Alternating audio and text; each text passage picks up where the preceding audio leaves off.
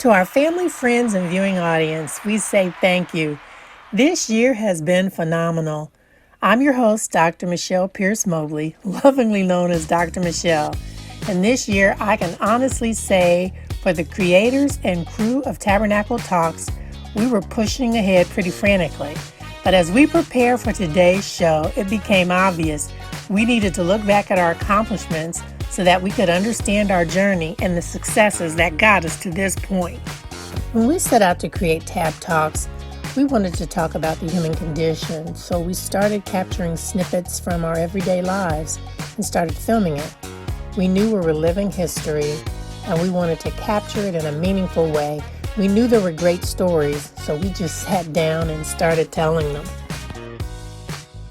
Tab Talks was created by me and my collaborative partner, Curtis A. Welch Jr. We both shared a passion for media and creating a space to communicate with the world. We had no idea what to anticipate for the show. Needless to say, we've been overwhelmed by the response from everyone. We'd like to look back at the shows that highlighted people and their pain. Experience shows us that not everyone lives a glamorous life, and if more people could see the challenge of just plain everyday living, we would create a framework that allows everyone to share their experience in order to help someone else. In our show, Finding Christ, Frank's story, it was important for us to illuminate how your life circumstances can be changed in a minute. We knew that loneliness impacts not only mental health, but physical health. Frank showed how life can throw you some serious curveballs, but you can always get up. His faith did not allow for failure and provided a testimony that you can overcome adversity if you believe you can. We then moved to Crystal's story and the power of she. Crystal showed the power of being a phenomenal woman when faced with adversity. While we know from our research that 24 people are victims of rape, physical violence, or in Crystal's case, stalking, she took power over her situation in her life so that she could show that other people can do it too. Things began to really take a turn. And, you have the Trinity. You got the Father, the Son, and the Holy Spirit. And I think for me, it was me, my oldest, and my baby boy. And the more that I began to seek God and began to pray and try to cover us, the more power I felt like I had to just say, you know what, this is what it is. Because it was getting to a point where I could no longer conceal what it was that I had been trying to hide. During the aftermath of the George Floyd murder, we witnessed a world stand still at the inhumane way in which he was killed. We discussed how anger can bring out the inhumanness in people, contributing to rash and impaired decision-making. We wanted to show that there are people who, when faced with anger, practice restraint. Yes, there are people who choose resolve over anger because had they not made that choice, they would not have lived to tell their stories. We didn't just focus on people in pain. We also wanted to tell stories about problems and their solutions. This year, we witnessed one too many stories about citizens and their interactions with law enforcement, some of which were deadly. Before George Floyd, there was Breonna Taylor, and before Breonna Taylor, there was Botham Jean.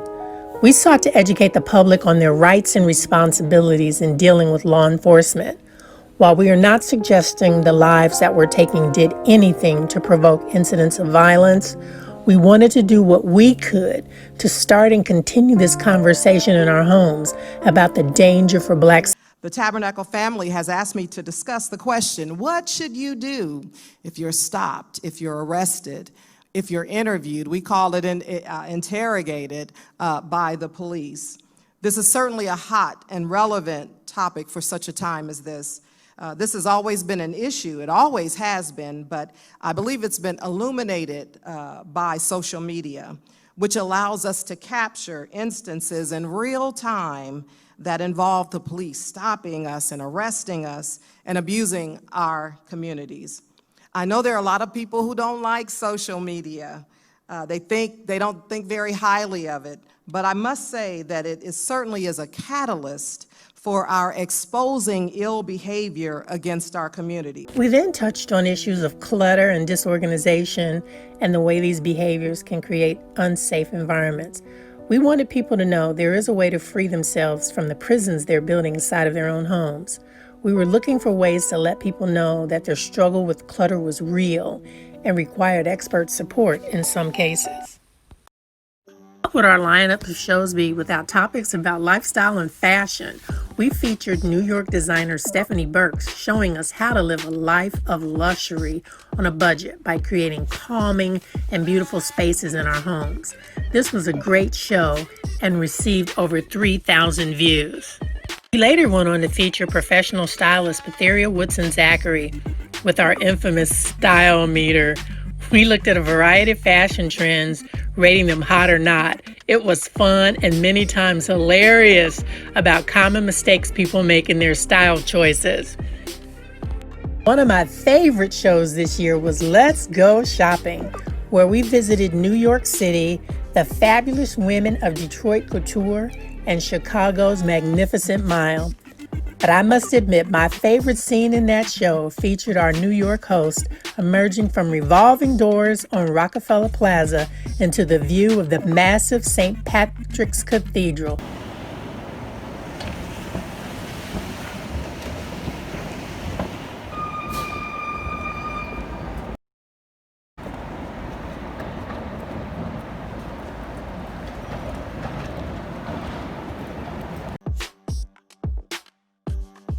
For our foodies out there, no show on the planet is complete without talking about food. Cooking with the Pros series collectively garnered over 5,000 households. Renowned rolls of Lorraine Wallace still ring in my brain and across my palate. Those rolls give you flashbacks. Whew. There will be a treadmill with your name on it fooling around with Lorraine and those rolls.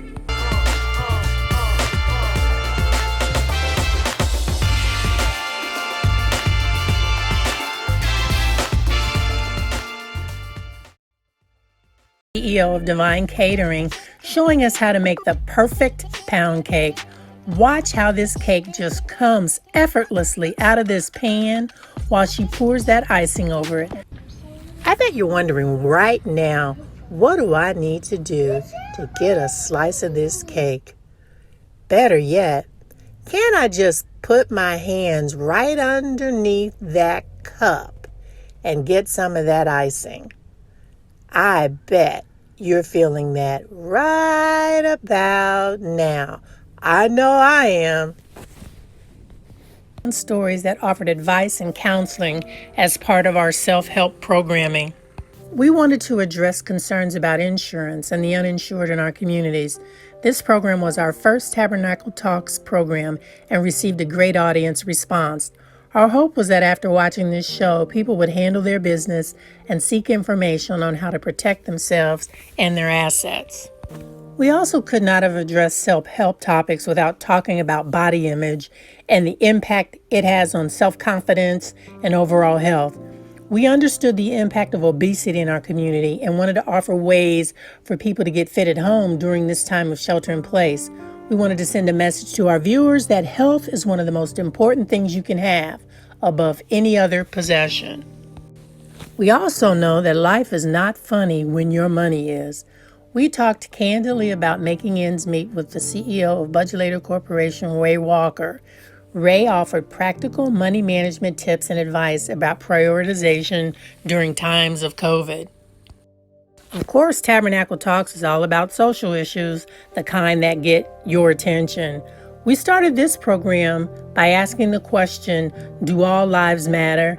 Our panel really turned up the heat on this program as we discussed topics ranging from systemic racism to the destruction of historical monuments during the massive protests taking place around the globe.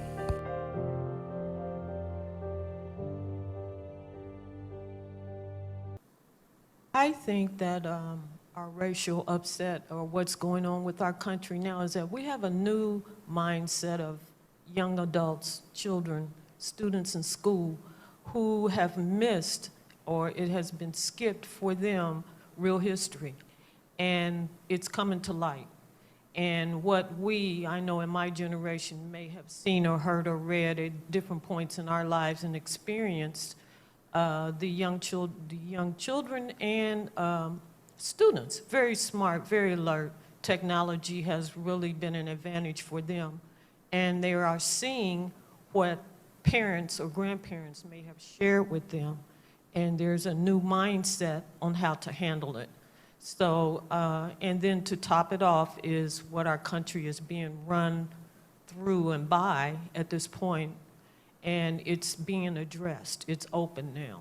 It's open. Most outlandish memes on the internet today and discussed how satire was shaping serious conversations at our dinner tables. I know I had a great time on that show.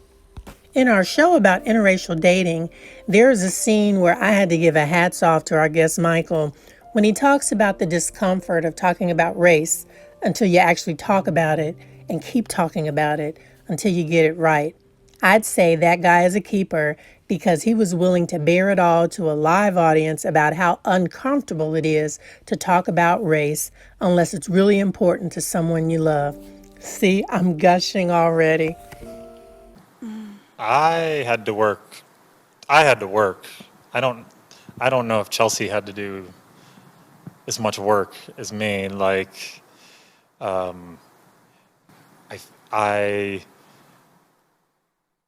have a good grasp of.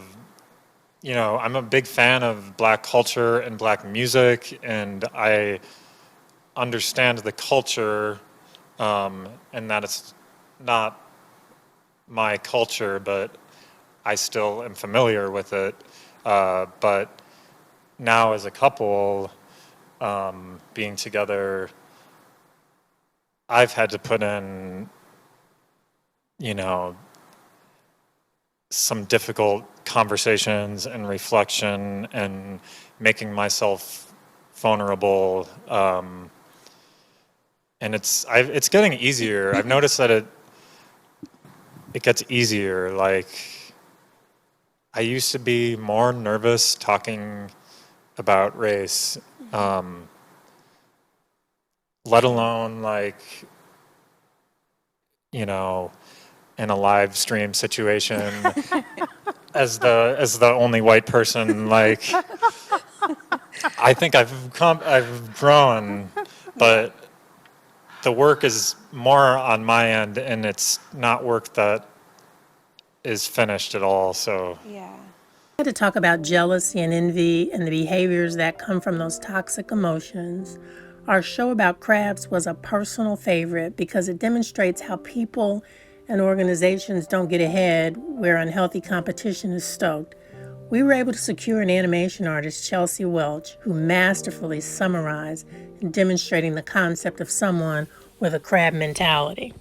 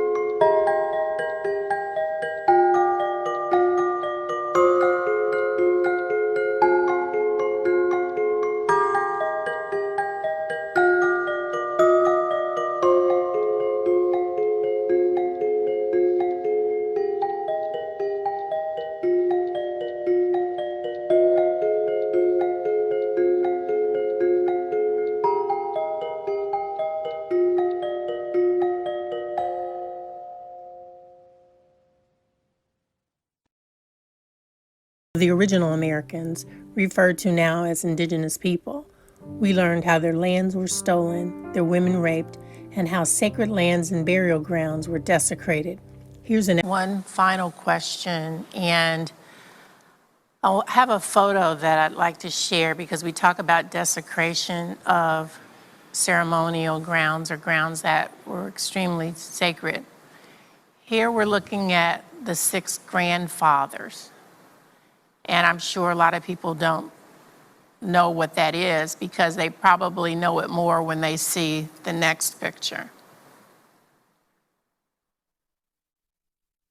Can you describe for us, Mount Rushmore was the 6 grandfathers before these images were carved into that sacred area? Could you speak to the audience about that?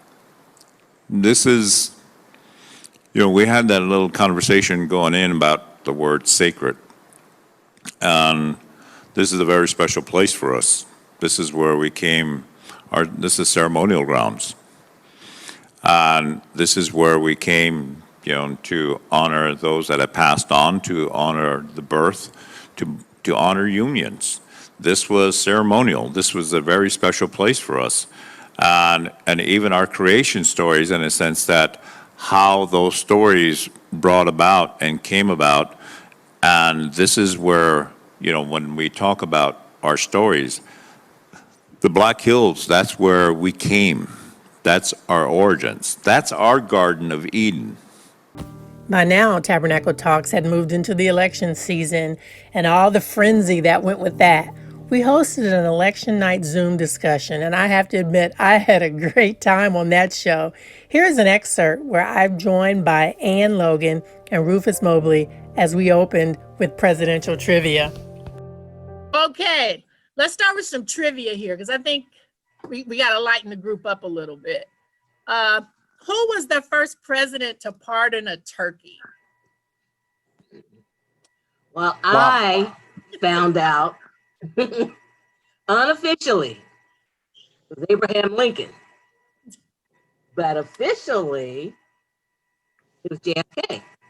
Right, JFK. And you know what? He was so cold-blooded. I think the turkey had a sign around his neck, didn't it, when he pardoned him? And he said, "Good eating, Mr. President." So yeah. Okay. 55 pounds.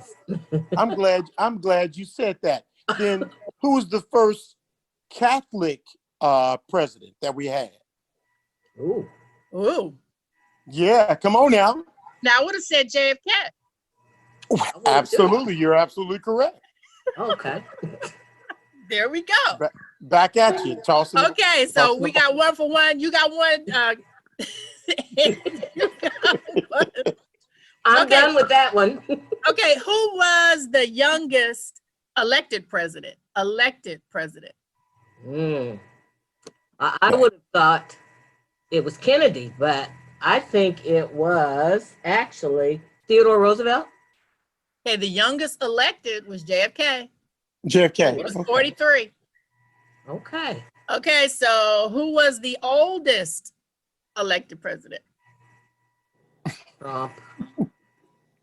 That's all I got to say about that. Trump. Oh, you guys are funny. Oh gosh. We'll let it go. Okay, I'm gonna get a little harder now. Who was the only sitting president who was vice president and he was president, but he wasn't elected? Vice president. So he served as president and vice president without being elected to either office. Was that Lyndon B. Johnson? Gerald Ford. Oh. Really? Over 500,000 households, or better yet, be featured on Fox, CBS, and NBC. We continue to be blessed, but I bet you're wondering what's in store for 2021. Well, we guess you'll just have to tune in and see. So until next Tuesday, all I can say is buckle up your seatbelts because our opening show is going to be hot. We'll see you on January the 5th, 2021. Thank you again.